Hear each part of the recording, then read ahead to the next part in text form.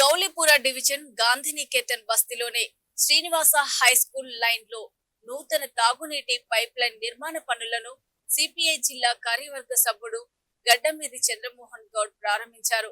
ఆయన మాట్లాడుతూ గత కొన్ని సంవత్సరాలుగా బస్తీలో తాగునీటి పైప్ లైన్ లేక అనేక ఇబ్బందులు పడుతుంటే సిపిఐ ఆధ్వర్యంలో జలమండలి మేనేజింగ్ డైరెక్టర్ దృష్టికి తీసుకెళ్లడంతో స్పందించిన ఎండి తాగునీటి పైప్ లైన్ కోసం జలమండలి శాఖ 5 లక్షల నిధులు మంజూరు చేశారని చెప్పారు. అలాగే బస్తీ నాయకుడు బోడ మల్లేష్ కుర్మ మాట్లాడుతూ బస్తీలో తాగునీరు పైప్ లైన్ లేక గతంలో ఉన్న కౌన్సిలర్ల దగ్గరకు తిరిగి చిక్కులు అరిగిపోయాయని, ఎవరూ పరిష్కారం చేయలేదని ఆవేదన వ్యక్తం చేశాడు. తాగునీటి పైప్ లైన్ ఏర్పాటుకు కృషి చేసిన చంద్రమోహన్ గౌడ్ కు ఆయన కృతజ్ఞతలు తెలిపారు.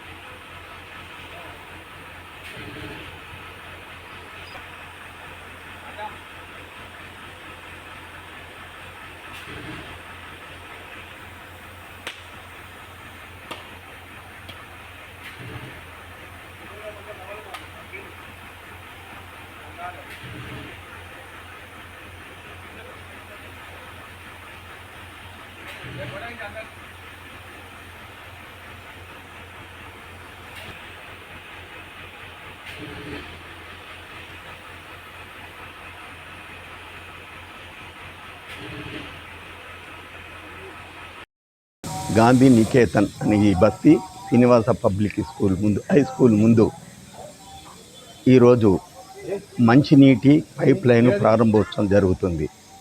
గత కొన్ని సంవత్సరాల నుంచి నీళ్లు లేక మురికి నీళ్లు తాగుతూ అనారోగ్యాలకు గురవుతూ ఎంతోమంది కార్పొరేటర్లు అంటే 3 దఫాల కార్పొరేటర్లు మారినప్పటికీ మాకు మంచినీళ్ళు లేక మా బతుకులు మారక మేమే ప్రయత్నం చేసుకుంటున్నామని ఈ బస్తీ వాసులు తిరిగి జలమండలి అధికారులను మొరబెట్టుకుంటే చివరికి వాళ్ళు కరుణించి 5 లక్షల బడ్జెట్ రిలీజ్ చేయడం జరిగింది.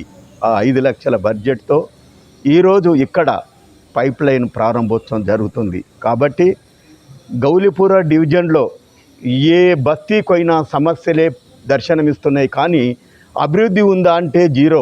ఎక్కడ వేసిన గొంగడి అక్కడనే ఉంది. గత పాలకులు ఏం చేశారో అనేది ప్రజలే ప్రశ్నించాలి. రోడ్లు కుంగిపోయినాయి, మేనోళ్ళు నెరుదోర్చుకొని ఉన్నాయి, ప్రధానమైన ఆట స్థలాలు కబ్జాలకు గురైనాయి, సామాజిక భవనాలు వ్యాపారాలకు గురైనాయి.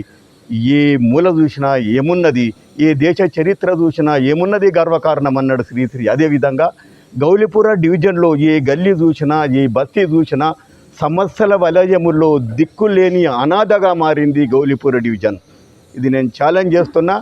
దీన్ని కానీ ఎవరన్నా డిబేట్లో పాల్గొని ప్రశ్నిస్తే నా ముందరికి వస్తే నా బండి మీద ఎక్కించుకొని గల్లీ తిరిగి చూపిస్తా.